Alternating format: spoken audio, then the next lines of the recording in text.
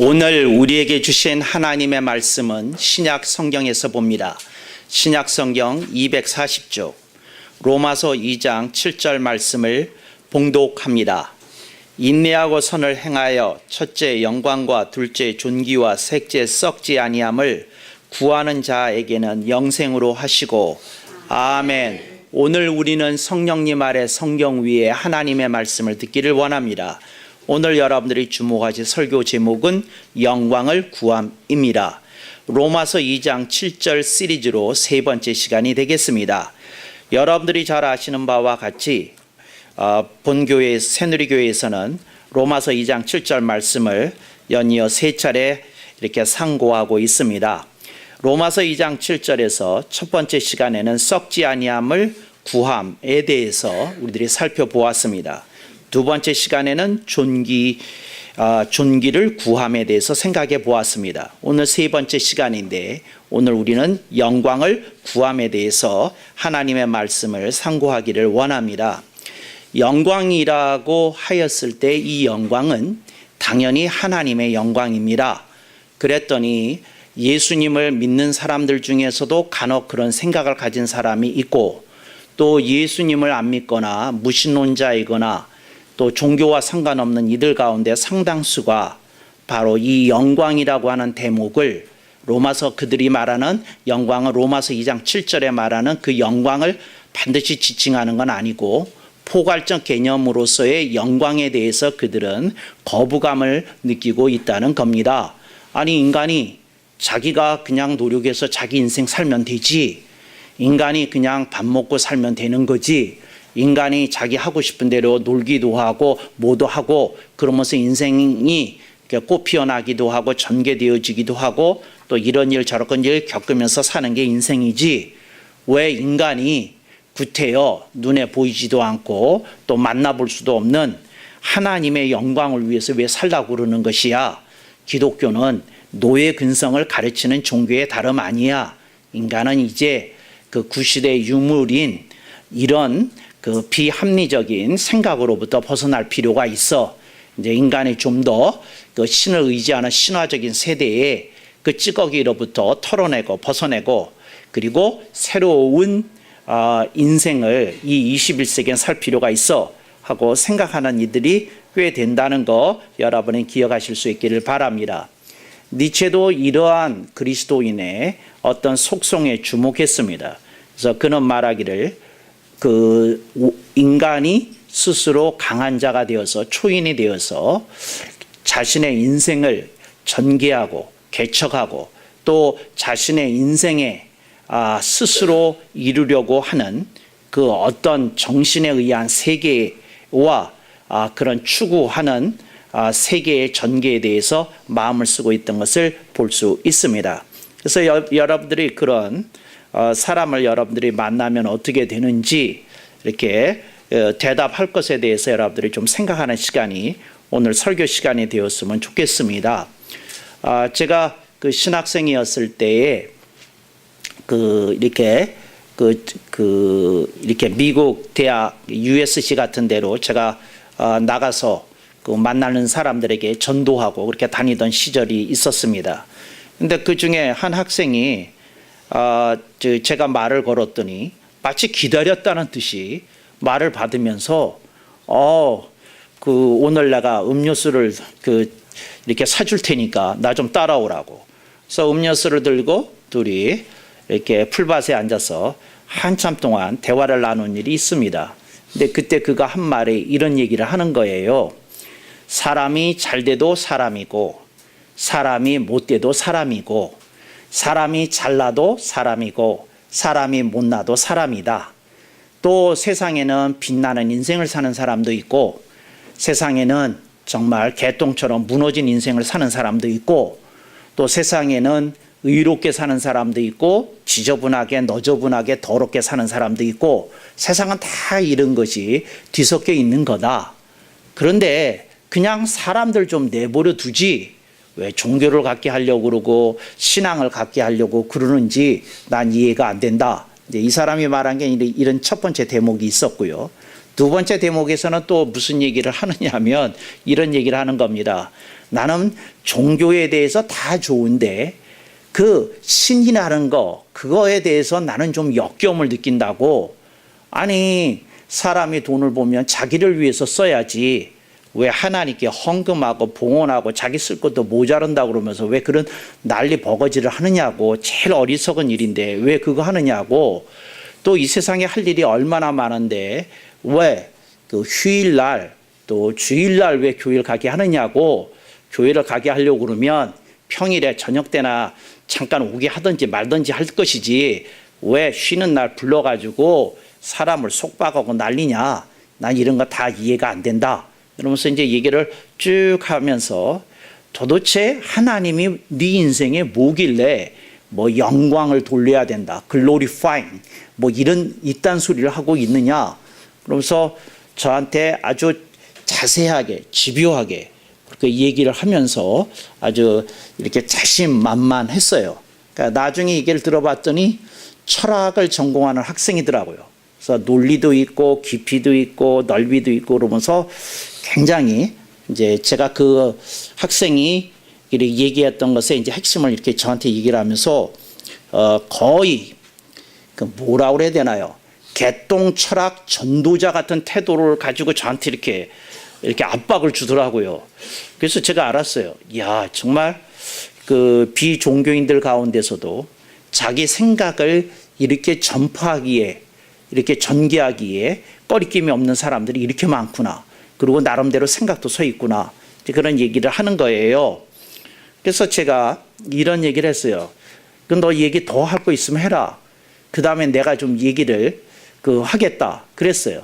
그랬더니 나한테 하여튼 40분은 얘기를 했던 것 같아요. 뭐 이런 얘기를 가지고. 그래서 이제 다 했냐? 그럼 내가 좀 얘기 좀 해도 되냐? 그래서 그랬더니 얘기를 하라는 거예요.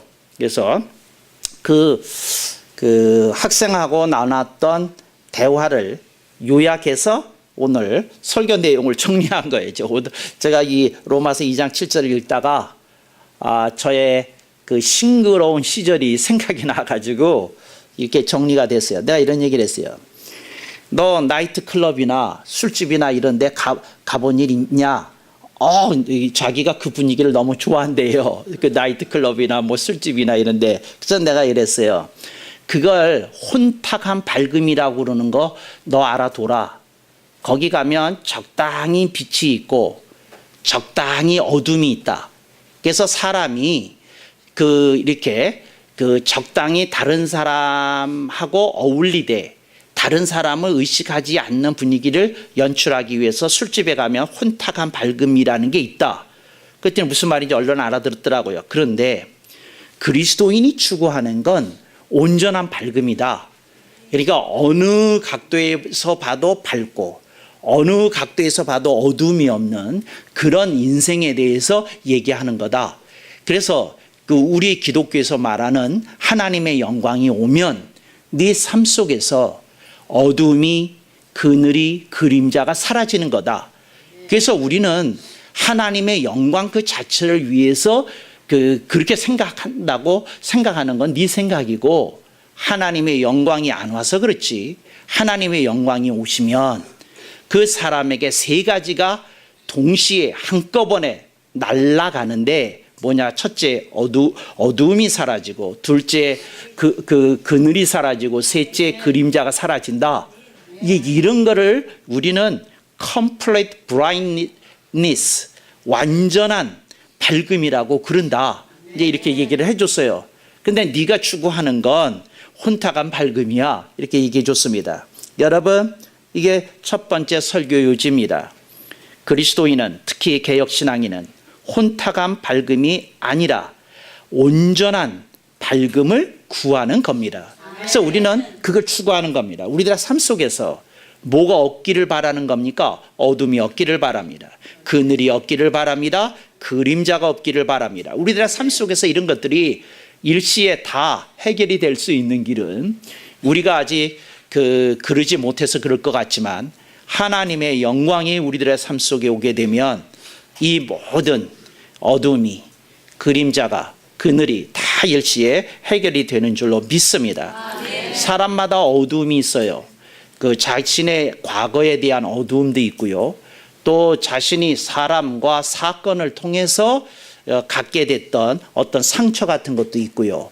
또 자신이 심한 배신이나 심한 어떤 고통의 골짜기를 겪은 사람들은 인생에서 씻을 수 없는 트라우마가 형성이 되어 있는 것도 사실이고요. 그래서 그런 것들을 가지고 사람들이 이렇게 살아가는데 이것이 이 사람에게 형성하고 있는 어두움 내지는 그늘 내지는 그림자라고 부르는 것입니다. 이거 전체를 한마디로 어두움이라고 부릅니다. 네, 그림자라고 하는 말은 뭐냐면 사람이 움직이게 되면 뭐가 따라 붙습니까? 그림자가 따라 붙지 않습니까? 사람마다 그 자신이 품고 있는 상처, 트라우마, 뭐 이런 모든 것들이 뭐라는 겁니까? 그 사람이 갖고 있는 그림자다. 이걸 기억하면 좋겠습니다. 그늘이라고 하는 것은 무엇을 말하는고 하니 여러분의 얼굴 속에서 보여지는 여러분의 표정입니다.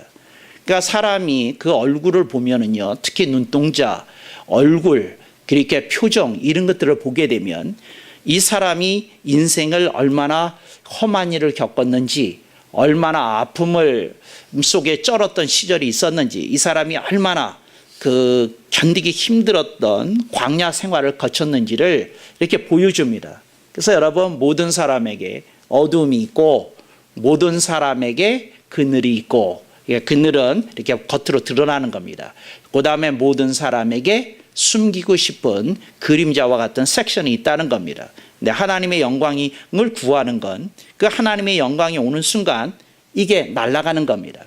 여러분, 모세가 그 40세에 이집트 관리 한 명을 죽이고 그가 이제 광야로 도망갔습니다. 그래서 광야 생활을 40년 거기서 더 합니다. 거기서 장가도 가고 자녀도 낳고 그러면서 하여튼 40년을 더 삽니다. 그래서 80세 되었을 때 하나님의 영광을 만나게 됩니다. 여러분들이 떨기나무 속에 임한 하나님의 영광으로 알고 있는 그 영광을 그가 만나게 됩니다. 그런데 하나님의 영광을 그가 만나게 되는 순간 뭐가 사라졌습니까? 어둠이 사라지고 그늘이 사라지고 그림자가 사라져서 하나님의 사역을 감당하는 하나님의 사람으로 그가 탈바꿈되고 이스라엘 민족을 건지기 위해서 바로 앞에 섰던 것을 우리들이 기억합니다. 그게 뭐냐? 완전한 밝음입니다. 여러분의 삶 속에 이 하나님의 영광을 구한다는 말이 뭐냐? 하나님을 위해서가 아니라 여러분 자신을 위해서, 여러분이 어둠에서 벗어나고 그늘에서 벗어나고 그림자에서 벗어나기 위해 여러분이 하나님의 영광을 구해야 된다는 사실을 기억하실 수 있기를 바랍니다. 그리고 내가 그 철학자한테 그런 얘기를 했어요. 철학도한테 뭐라고 얘기했느냐 하면, 너 스스로의 힘으로 네가 이 어둠과 그늘과 그림자를 벗겨낼 수 없다고 성경은 말씀한다. 너 자신이, 인간이라는 존재는 너무도 미약해서 불완전해서 도무지 스스로 힘으로 이걸 해결할 길이 없다고 성경은 말씀합니다.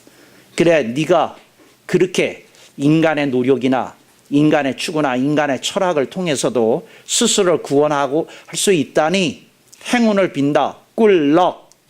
내가 이런 얘기를 했던 걸 기억합니다. 그러니까 여러분들이 이걸 기억하십시오. 하나님의 영광을 구하는 게 뭐냐? 모세에게 임했던, 떨기나무 속에 임했던 하나님의 영광이 오늘 우리들에게 임하게 되면, 오늘 우리들의 삶 속에 우리를 그토록 시달리게 하고, 우리를 그토록 외롭게 하고, 우리를 그토록 쓸쓸하게 하고, 우리를 그토록 정말 절절한 인생의 고통을 다시 한 번 더 되새기게 하는 어두움과 그늘과 그림자로부터 여러분들이 해방이 되는, 그리고 진정한 그리스도 안에 있는 자유를 누리게 되는 놀라운 역사가 있게 될 줄로 믿습니다. 또한 그런 여러분이 되시기를 주님의 이름으로 축원합니다. 특별히 방송을 듣는 분들에게 이런 역사가 있기를 거듭 축원합니다. 또한 오늘 우리들이 생각해 볼 게 있어요. 그게 뭐냐? 하나님의 영광을 구한다는 게 뭐냐? 이게 뭐냐면, 여러분 하나님의 영광을 구한다고 하니까 여러분들이 영광스러운 존재가 돼서 여러분들이 하나님께 영광을 돌리는 것으로 생각하는 사람들이 많이 있습니다. 근데 내가 어떤 사람들을 만나볼 때마다 이렇게 특히 장로교인들 가운데 그런 성향이 강한데요. 장로교인들 가운데 반은 이렇게 생각합니다. 인간은 태어날 때부터 원죄가 있어. 인간은 태어날 때서부터 죄성이 있어. 인간은 이 죄성으로부터 도무지 벗어날 수 없는 더러운 존재고 불가능한 존재고 연약한 존재고 어찌 해볼 수 없는 거야. 정말 어찌 다행히 예수님을 믿어서 우리들이 구원받기에 망정이지 인간이라는 건 이렇게 도무지 어떻게 해볼 수 없는 존재야. 더러워, 나빠, 악해 뭐 이런 걸 강조하는 장로교인들이 있습니다. 그래서 이걸 그냥 들이다 대고 늘 얘기를 하면서 이렇게 얘기를 합니다. 근데 이 얘기가 맞는데 맥락이 틀렸어요. 이게 맞는데 맥락이 틀렸어요. 근데 그런 얘기를 자꾸 듣다 보면 여러분 이런 얘기를 너무 듣지 마세요. 그리고 이런 얘기를 너무 듣다가 취해버리면 죄 지을 수 있는 용기를 얻습니다. 왜 여러분들은 호응이 없나 몰라요. 그러니까 뭐냐면 인간이 그렇게 죄인 건데 다 모든 사람이 그렇대. 장로교 교리가 그렇게 돼 있대. 그러니까 말이야. 그건 뭐 다른 사람도 하는 짓거리 나도 하는 거고 인간은 또 넘어질 때가 있대. 또 넘어질 때가 지금 나한테 닥쳤으니까 난 또 넘어지는 거고 인간이 그렇대. 그렇지만 예수의 보혈로 씻김을 받고 용서를 받고 다시 건짐을 받는 거래. 그래서 여러분 제가 안타깝게 생각을 하는 건 인간의 본성이 악하다고 하는 그 가르침을 잘못 이렇게 도취되어 가지고 다시 자신이 죄를 짓는 것에 대해서 이렇게 용기를 얻는다고 그럴까요? 난 그렇게 얘기를 하는데 하여튼 그런 현상이 일어나더라는 거죠. 어떤 사람은 이제 이렇게 반쪽은 이렇게 얘기를 합니다. 그러니까 여러분들이 이 반쪽에 대해서 정신 번쩍 차리시고 제발 인간이 악하다는 소리를 들을 때마다 죄 지을 수 있는 용기를 절대 얻지 말기를 강추합니다. 이게 정말 정신 차려서 이런 대목에서는 졸던 분들도 정신을 번뜩 차려서 깨달을 수 있길 바랍니다. 또 반은 또 이렇게 얘기합니다. 사로게 되지만 여러분에게 사명이 있습니다. 여러분에게 미션이 있습니다. 여러분에게 비전이 있습니다. 여러분들이 하나님의 영광을 위해서 부름을 받은 거룩한 하나님의 군대입니다. 여러분 힘내십시오. 싸우십시오. 이기십시오. 승리가 예정되어 있습니다. 나가라 그리스도의 군대여. 승리하라 그리스도의 군대여. 아멘 억만 번. 이렇게 얘기하는 반이 있습니다. 주여. 근데 이 반에 또 취하게 되면 여러분들이 뒤안길에서 엄청 낙심하고 낙담하고 좌절합니다. 해보니까 안 되더라는 거죠. 해봤는데 못 이기더라는 거죠. 해봤는데 안 되더라는 거죠. 근데 해봤는데 꽝이더라는 거죠. 뭐 물론 완전 깡은 아닌데 하다가 보니까 안 돼요. 하다 보니까 안 되고 뭐 안 되고 뭐 안 되고 뭔데 그래요. 그래서 이게 꽝이어서 그 얘기에 취했던 사람은 벌떡 일어나가지고 뭐 하다가 무릎바 깨지고 이마바 깨지고 그저 허리 분질러지고 뭐 이런 그리스도인들이 굉장히 많이 있습니다. 제가 말합니다. 여러분들은 눈치채줘서 웃으시죠? 그게 뭐냐면 여기에도 여러분 도취되면 안 됩니다. 이게 잘못된 신앙의 그 어떤 강조 속에 사람들이 이렇게 휘둘려지고 있어요. 근데 그렇게 얘기하면 안 됩니다. 그러니까 여러분들이 궁금해지잖아요.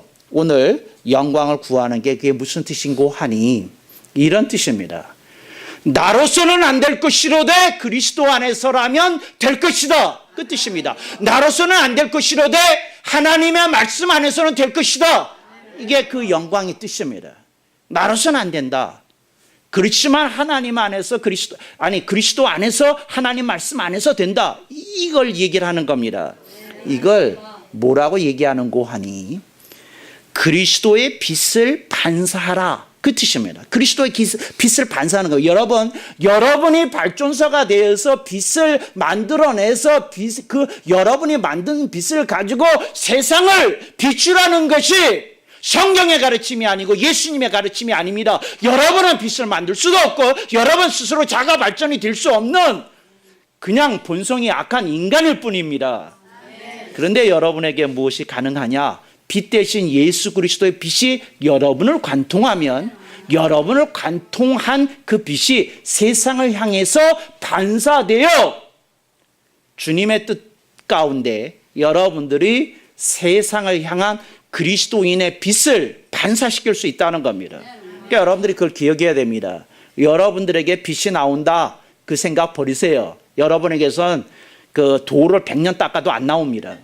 그리스도 안에 있는 빛이 여러분을 투과할 때 여러분의 인생을 통해 이렇게 반사된, 반영된 그 빛이 다른 사람에게 이렇게 비추어지는 겁니다. 할렐루야. 그러니까 여러분, 이게 거울이 반사하는 원리와 같습니다. 거울이 빛을 받아들인 만큼 뭐 할 수 있습니까? 빛을 반사할 수 있습니다. 이게 무슨 말이냐면 거울이 크면 많은 빛을 반사할 겁니다. 거울이 작으면 작은 만큼 반사할 것입니다. 그러니까 빛은 내내 거기 있었던 거예요. 뭐가 필요한 겁니까? 반사경이 필요한 겁니다. 주님이 말씀합니다. 예수 그리스도의 복음을 네가 받아들이는 만큼 네가 너의 그 반사경이 넓어질 거다.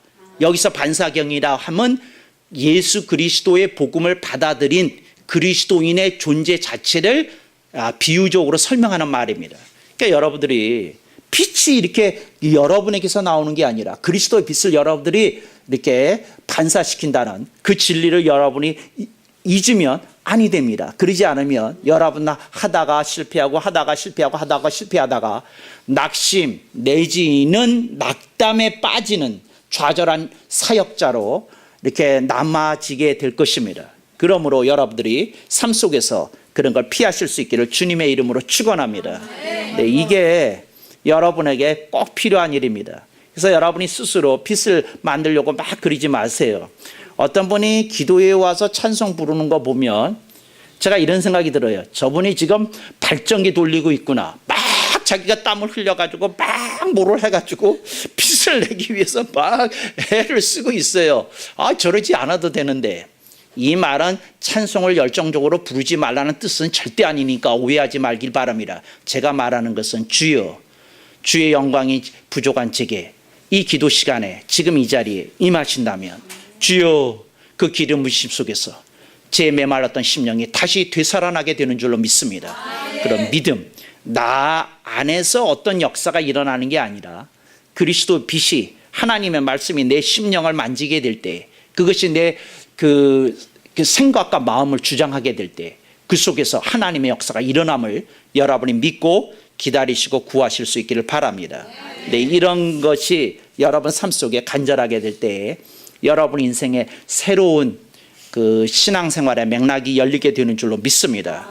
세 번째 영광에 대해서 제가 이제 그 말씀드리고 싶은 게 있어요. 그게 뭐냐면 사람들은 일반적으로 영광이라는 걸 이제 일반적인 얘기를 하는 겁니다. 그리스도인이 아닌 사람들의 경우 이제 그 영광을 어떻게 생각을 하는 거냐면 이렇게 생각을 해야 합니다.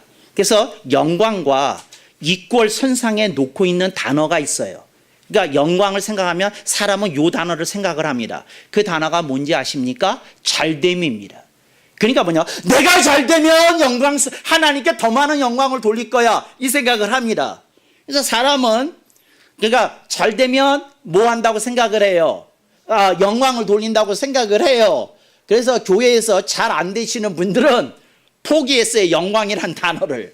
뭐 포기했냐면 뭐 잘 되는 게 있어야지 영광을 돌리든지 말든지 하지. 내 인생은 뭐 그래. 이렇게 생각을 하더라는 거죠. 그래서 아니 그런 생각이 있어요. 그랬더니 이런 사회적인 일반적인 생각이 교회도 침투했습니다. 그래서 많은 이들이 뭐 생각을 하느냐 하면 내가 하나님께 영광을 돌리면 먼저 잘 돼야 돼. 내가 하나님께 영광을 많이 돌리려면 내가 많이 잘 돼야 돼. 이제 이런 생각 속에 이렇게 빠져 있어요. 이게 빠져 있어요. 그래서 영광이 그런 걸 줄 알아. 그렇게 맥락 속에서 생각을 해. 또 목사님들도 그런 맥락 속에서 설교를 자주 하시고. 그런데 여러분들이 그런 맥락 속에서 깨달아야 될 게 영광이 그런 게 아니에요. 영광이 그런 게 아니에요. 영광이 그런 게 아니에요. 자 봐요.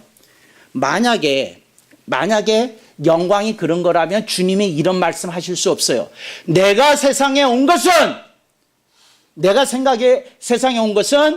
의인을 건지려는 게 아니고 죄인을 건지기 위해서 왔다.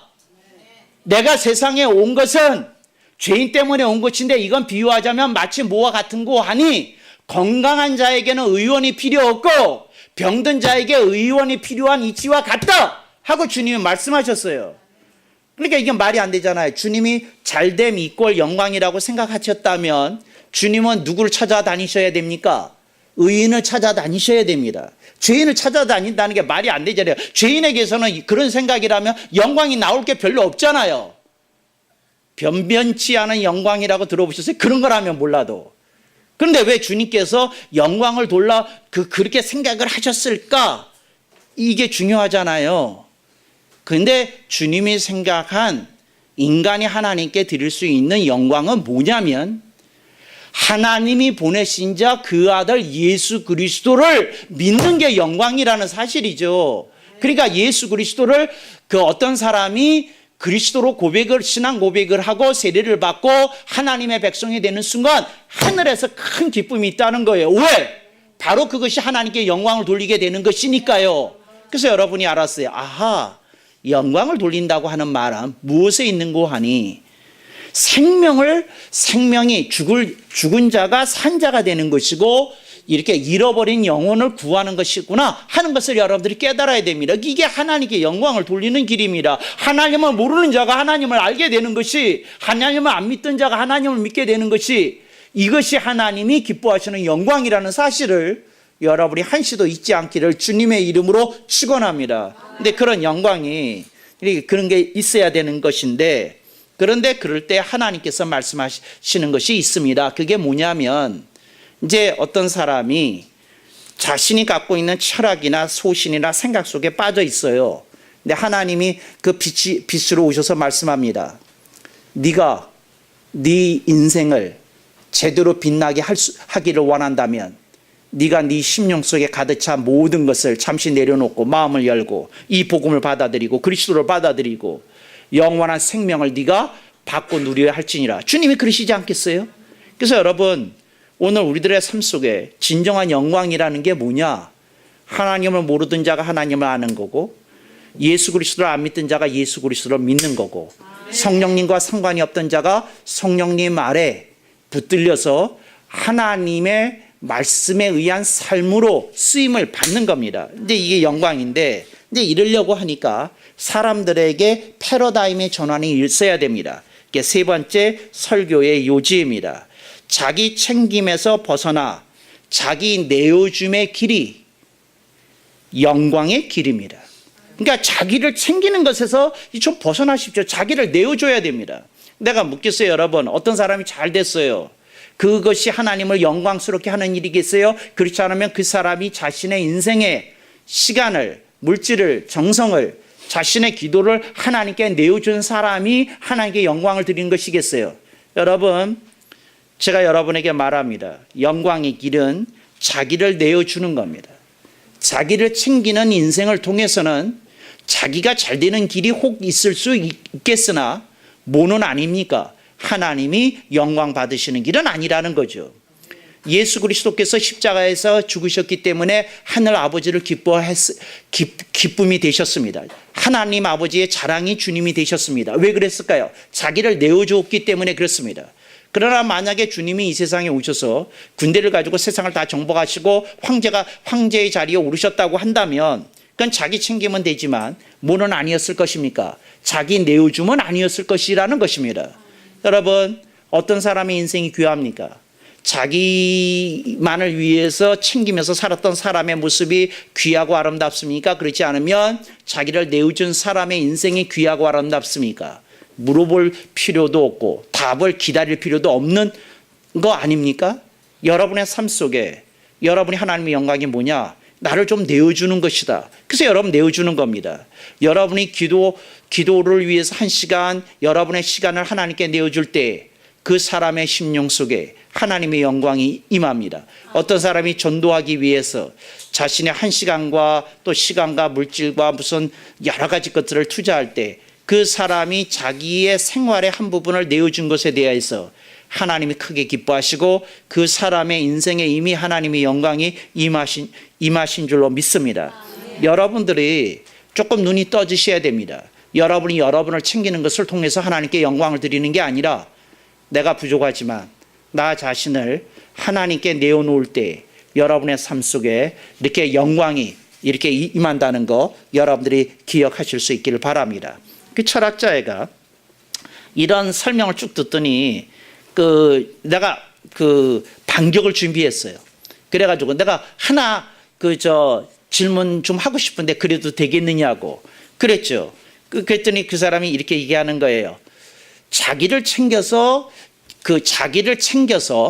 자기가 원하는 것을 이루었을 때에 그 사람이 자신의 인생에 대해서 느끼는 보람과 자신의 인생을 다른 사람에게 내어주어서 느끼는 보람이 내 생각에는 아무리 생각해도 자기가 원하는 것을 목적과 목표로 삼아서 이렇게 열심히 노력하다가 그것을 이룬 사람이 훨씬 더 보람이 클 것 같은데 하고 얘기를 했어요.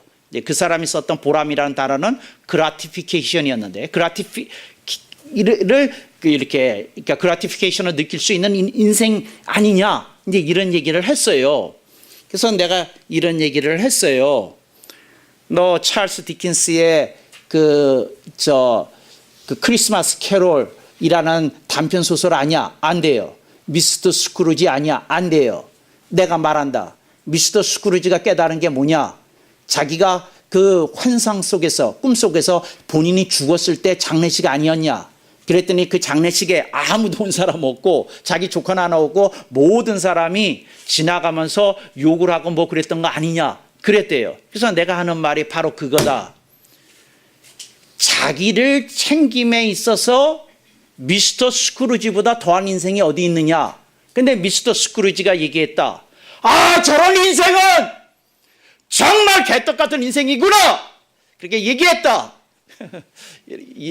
하면서 제가 하는 길이요. 그랬더니 스크루지가 어떻게 했느냐? 자면서 깨어났다. 변했다. 그랬더니 그 사람의 인생이 두고두고 사람들에게 칭송받는 것으로 변했지 않느냐? 자기를 챙기는 인생은 미스터 스크루지고 그 다음에 자기를 내어주는 인생은 뉴 스크루지다. 너는 어떤 스크루지로 살래? 내가 그랬어요.